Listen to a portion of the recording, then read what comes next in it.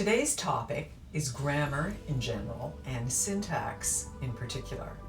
If you've got 5 minutes, I've got 5 tips to help you understand 5 of the most important syntax rules and to edit your writing so that it's more accurate.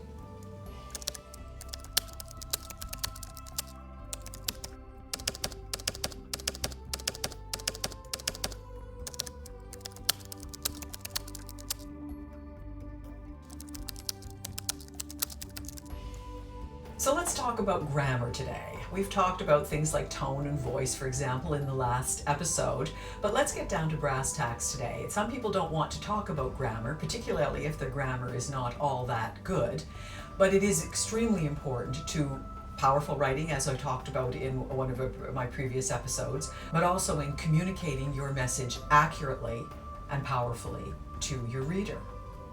Of course, just like accuracy and punctuation, being able to use grammar correctly also tells agents, publishers, and readers that you are no amateur. So today I want to talk about syntax, and I want to make sure that everybody understands what it is because it's extremely important and it's something you use all the time, even if you don't know what it is. So syntax is the arrangement of words in a language. So it's that simple and it's that complex.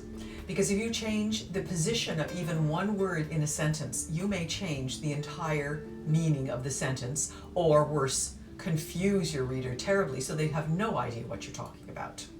You also need to be aware that every language has its own syntax rules. So if you're writing in English and English is not your first language, syntax can be problematic for you if you use the rules of the language that you learned from birth. It's also interesting that if you speak more than one language, that you may be able to find that useful. I'm a native English speaker. English is my first language, but I also speak French to some degree, enough to get along when I'm traveling, for example. But in one of my most recent books, It All Begins with Goodbye, of course it's an English language book, but 2 of the characters are actually French. Their first language is French. So by understanding French syntax, sometimes the character speaks in actual dialogue, speaks with a French accent, which comes through if the syntax that's being used is syntax from French. Obviously, that when you're trying to develop a character, their use of syntax might be kind of convoluted because it's that character. But if you, the writer, are writing narrative and your syntax is incorrect, you're going to confuse everybody terribly. So here are 5 tips to help get that syntax right. Tip number 1, write each sentence with a noun and a verb. We call them subject and predicate if you're really examining the language carefully.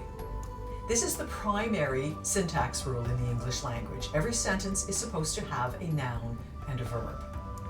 But of course, like every rule, there is an exception, and the one exception to that rule is when it's commands. For example, if you say, leave the room, you don't need to say, you leave the room, you would be the subject, because when it's a command, the subject of the sentence, the noun, is understood.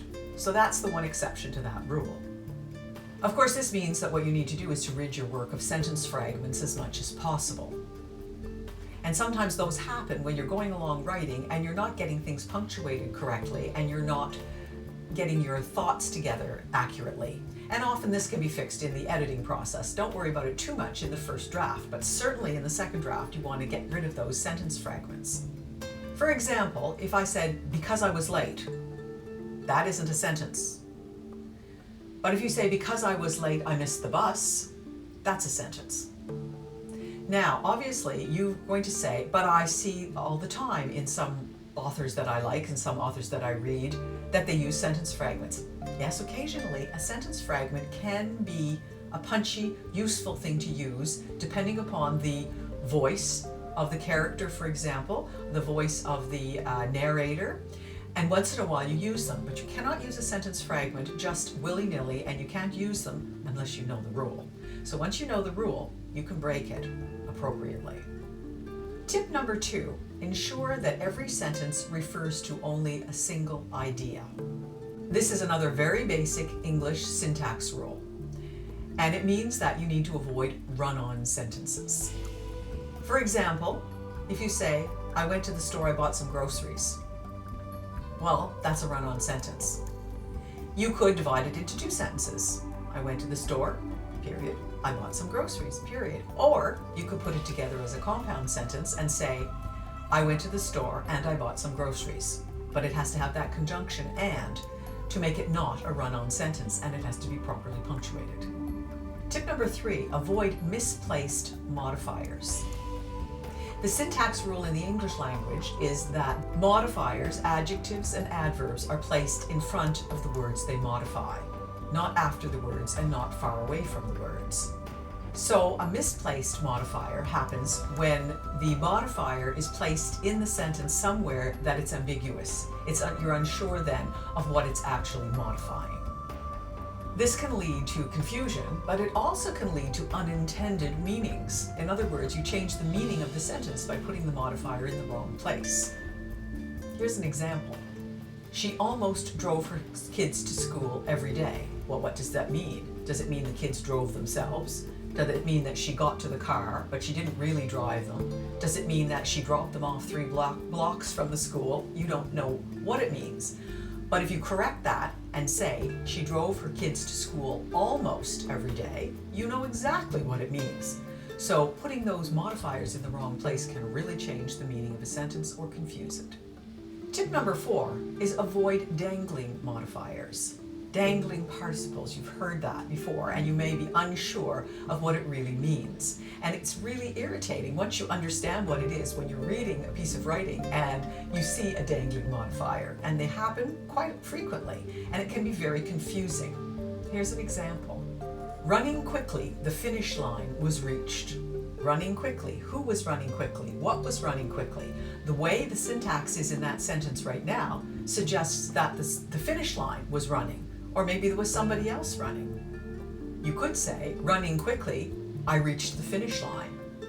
That means that I was the one running quickly, because running quickly, which is the phrase which modifies the noun in the sentence, it's very clear. Tip number 5, ensure that your subject and your verb agree in number. Either it's all singular or it's all plural. These are called subject-verb agreement problems, and they happen when the subject of your sentence is singular and the verb is plural. For example, the sentence, the team are playing well. The team are playing well is incorrect because team is a singular noun. It should mean the team is playing well. You could say they are playing well, but you would say the team is playing well. Now I will tell you that this more modern, up-to-date change in the use of pronouns can be very problematic because the pronoun they is plural in terms of English syntax and English grammar. And I'm not going to get into how you're going to use that carefully, but just be aware of the fact that you can run yourself into problems when you're using they as a pronoun to refer to a single person. Bottom line, it's important to proofread your writing at the end of the writing process and as you go through each iteration of the process to ensure that you're using syntax properly so that people understand what you're saying and you do sound like you know what you're doing. Happy writing. Subscribe to Write, Fix, Repeat, and maybe I can help you improve your writing knowledge and skills. 5 tips at a time.